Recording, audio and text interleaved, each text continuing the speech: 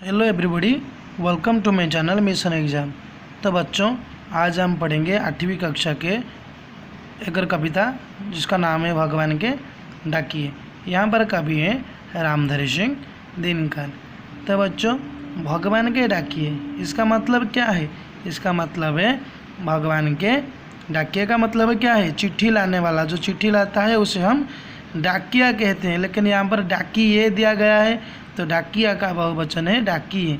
अर्थ आपको जो आम ओडिया रे कहवा भगवान डाकबाला। तो कौ मान को भगवान डाकबाला कहुई।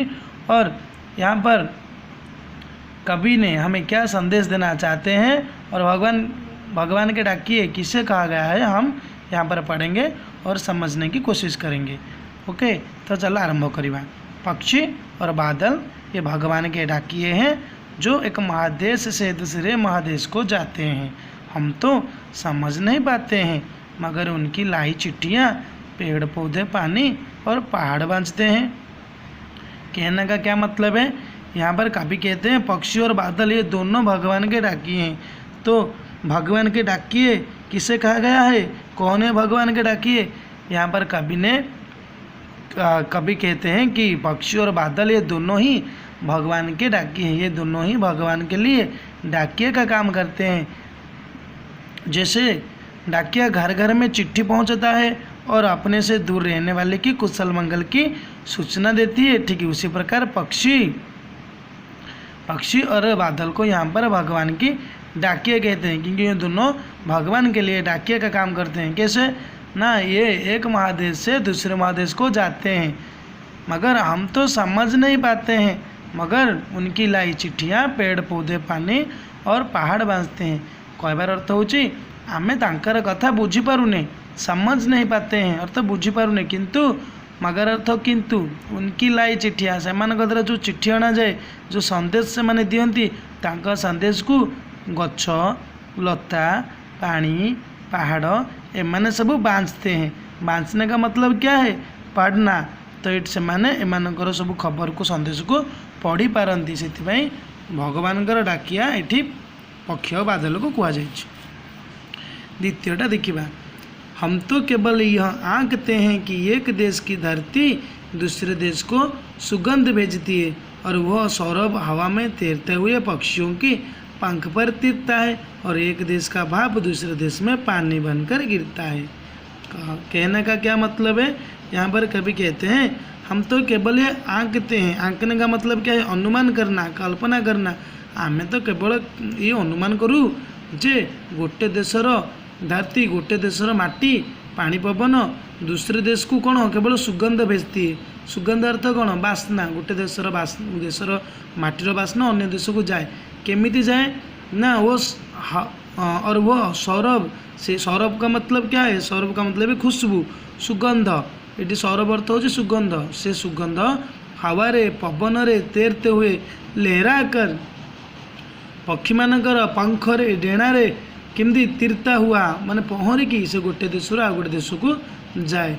आउ कौन हुए? बादल क्या करता है ना, बादल एक देश का भाप दूसरे देश में पानी बनकर गिरता है। बादल को हुए भाप बाष्पर परिणत हुए आउ अन्य देश में पानी है कि वर्षा है कि सेठी गिरता है, झरी पड़े। तो यहाँ थिला आर मीनिंग।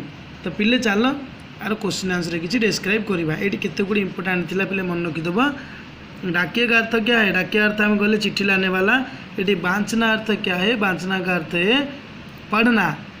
आंकना का मतलब क्या है? आंकना हो आंकते बहुवचन। आंकना का मतलब है कल्पना करना, अनुमान करना। और ये सौरभ का अर्थ क्या है? खुशबू, सुगंध। तीर्था का अर्थ क्या है? तैरना, पहरिबा जोटा आम कहे। अब ये पंख देछि बहुवचन, पंखर अर्थ हो पर जो आम कहे पक्षी डेणा, पक्षीर डेणा बा पर। तो पिले चला प्रथम प्रश्न देखिबा।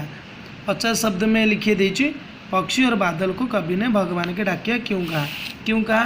क्योंकि ये देखिए कवि रामधारी सिंह दिनकर का कहना है कि पक्षी और बादल दोनों भगवान के लिए डाकिया का काम करते हैं। जैसे डाकिया घर घर में चिट्ठियाँ पहुँचाता है, ठीक उसी तरह अपने से दूर रहने वालों को कुशल मंगल की जैसे सूचना भी देता है, ठीक उसी प्रकार पक्षी भी एक महादेश से दूसरे महादेश तक उड़ कर जाते हैं।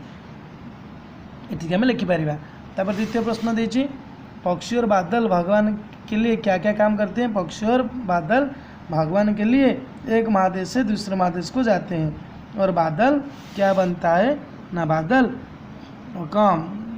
भाप बनकर, बाष्प बनकर आसमान की ओर जाता है, फिर बादल का रूप लेकर आसमान में घूम घूम कर हर जगह जाता है और पानी बनकर बरसता है।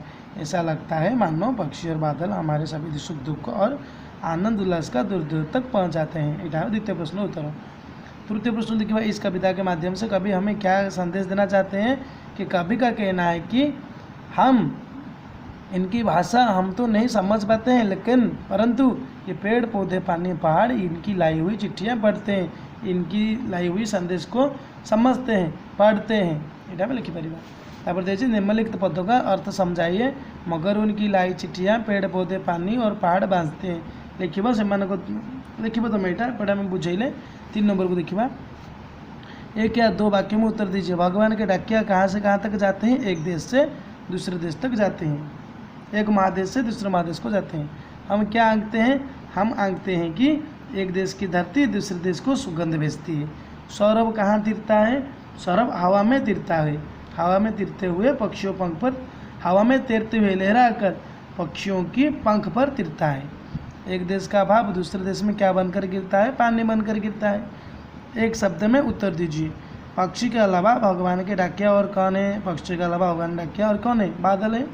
पेड़ पौधे पानी क्या बाँचते हैं, पेड़ पौधे पानी क्या बाँचते हैं, पहले बाँचते हैं और कौन को पढ़ना क्या पढ़ते हैं कि पक्षी और बादल की लाई गई चिट्ठियाँ पढ़ते हैं। भाप जमीन पर क्या बनकर गिरता है, भाप जमीन पर पानी बनकर गिरता है, बूंद बनकर गिरता है।